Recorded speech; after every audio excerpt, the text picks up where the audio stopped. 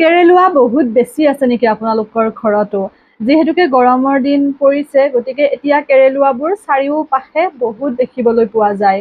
আৰু সৰু ল'ৰা-ছোৱালী থকা ঘৰত বা শুই থাকিলে বহুত বেছি ৰিস্কি হৈ যায়, কাৰণ কেৰেলোৱাটো মুখত যদি ভৰাই দিয়ে বা তেনেকে কাণত যদি যায়, সেইবোৰ বহুত ডাঙৰ কথা। গতিকে কেৰেলোৱা আমি কেনেকে ঘৰুৱা পদ্ধতিৰে নোহোৱা কৰিব পাৰোঁ, তাৰ বাবে আজি আপোনালোকৰ মাজত মই দুটা টিপছ লৈ আহিছোঁ। আৰু আপোনালোকে যথেষ্টখিনি উপকৃত হ'ব এই দুটা টিপছ ব্যৱহাৰ কৰি পেলাই।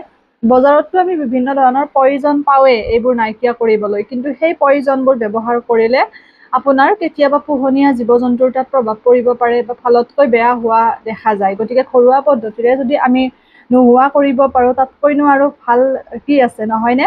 পলম নকৰি বস্তুখিনি আপোনালোকক মই চিনাকি কৰাই দিওঁ। কেৰেলোৱা নোহোৱা কৰিবৰ কাৰণে কি কি বস্তুৰ প্ৰয়োজন। প্ৰথমতে হৈছে আপোনালোকে ঘৰ মচোতে ব্যৱহাৰ কৰিব লাগিব, যিটো আপোনালোকৰ ঘৰ মচা পানীৰ বাল্টি, তাত আপোনালোকে যিটো আমাৰ বেকিং চ'ডা আছে, বেকিং চ'ডা এচামুচ দিব। এচামুচ বেকিং চ'ডা, লগতে তাত আপোনালোকে লং ৪-৫টামান গুড়ি কৰি দিব। এচামুচ বেকিং চ'ডা, লং ৪-৫টামান গুড়ি কৰি দিব। দি পেলাই সেই পানীখিনিৰে আপোনালোকে ঘৰ মচি আনিব। বহুত বেছি ভাল ৰিজাল্ট আপোনালোকে পাব। অকল যে কেৰেলোৱাই নাহিব তেনেকুৱা নহয়, পৰুৱা বা বিভিন্ন ধৰণৰ কীটনাশক পোক-পতংগ সেইবোৰ আপোনালোকে দেখিবলৈ নাপায়। লং লগতে বেকিং চ'ডা, এই দুবিধ বস্তু। এইটো হৈছে প্ৰথম পদ্ধতি। দ্বিতীয় পদ্ধতিটোৰ বাবে আপোনালোকে কি কৰিব? দ্বিতীয় পদ্ধতিটোৰ বাবে আপোনালোকে ল'ব কৰ্পূৰ, যিটো আমাৰ খোৱা কৰ্পূৰ আছে, পূজাৰ সা-সামগ্ৰী পোৱা দোকানত যে আমি কিনিবলৈ পাওঁ বগা কৰ্পূৰ, আৰু লাড্ডু বনাবলৈ বা তেনেকৈ বিভিন্ন পূজাৰ ভোগত ব্যৱহাৰ কৰোঁ ভাল গোন্ধৰ বাবে কৰ্পূৰ, সেই কৰ্পূৰ আপোনালোকে ২-৩খনমান ল'ব। যিহেতুকে সান-সানকৈ থাকে, ২-৩খনমান কৰ্পূৰ লৈ পানীখিনিত আপোনালোকে ধুনীয়াকৈ মোহাৰি দিব। দিয়াৰ লগে লগে খুব সুন্দৰকৈ পানীৰ লগত মিলি যাব। আৰু সেই পানীটোৰে যদি আপোনালোকে ঘৰ মচে, তেতিয়াও আপোনালোকৰ ঘৰত কেৰেলোৱা বা বিভিন্ন পোক-পতংগ দেখিবলৈ নাপায়।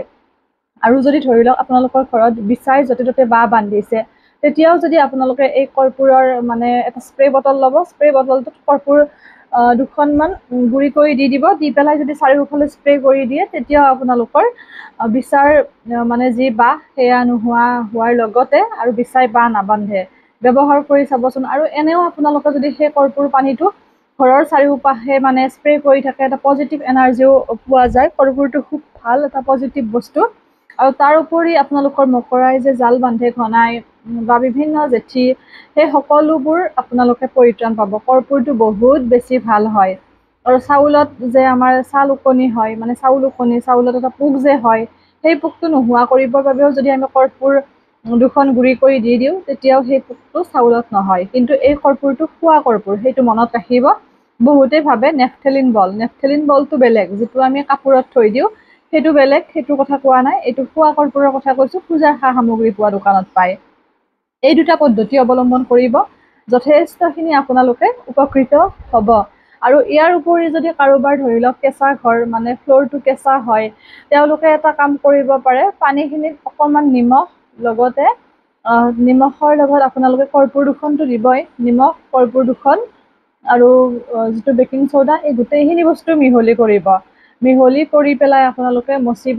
তেতিয়া আপোনালোকৰ কেঁচু কুমটি এইবোৰো নহয় ঘৰত। কিন্তু পকীৰ ঘৰ হ'লে নিমখটো দিব নালাগে দিয়ক, কাৰণ পকীত নিমখে অকণমান বেয়া কৰে পকীবোৰ। গতিকে সামান্য পৰিমাণৰ কেতিয়াবা আমি ঘৰখনৰ পৰা নিগেটিভ এনাৰ্জি দূৰ কৰিবলৈ দি পেলাই মচাটো বেলেগ কথা, কিন্তু সৰহকৈ নিমখ দিলে পকী বেয়া হয়। এই পদ্ধতি দুটা অৱলম্বন কৰি চাব, খুব ভাল ৰিজাল্ট দেখিবলৈ পাব।